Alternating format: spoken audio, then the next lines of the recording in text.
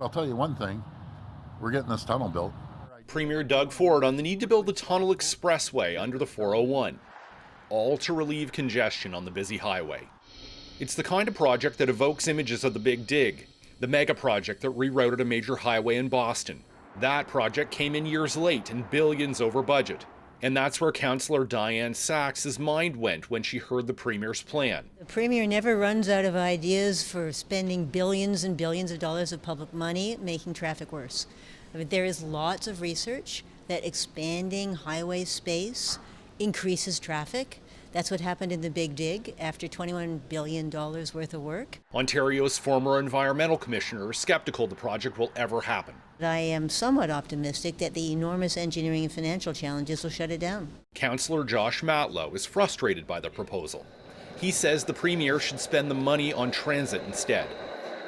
I mean, this guy is just distracting us with these harebrained ideas when there are real priorities that are not being funded or met. U of T geography professor Matti Simiatiki says the province deserves credit for its ambitious transit expansion work. But this project may not accomplish what it hopes. There's no evidence that this will work, it likely is constructible, it will be hugely expensive, and it will not solve our congestion problems. In fact, it will make them worse.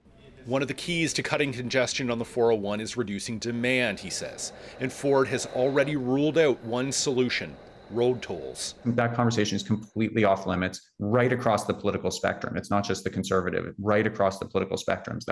That is, you self-combust when you make that comment. But this expert says there's merit in exploring the tunnel idea. Expanding transport infrastructure to accommodate growth makes sense to him. This could be the reality that we are looking for and leverage this tunneling project, not just for cars, but also for public transport. Hayter says the project will cost billions per kilometre and cost escalation will be a reality. If somebody says it's too expensive and it's going to take too long, my first question is give me a cheaper, faster alternative and I'll be on their side. The province says its study will look at a number of options to increase the 401's capacity, and it will examine how similar projects were completed in other jurisdictions. Shawn, Jeffords, CBC News, Toronto.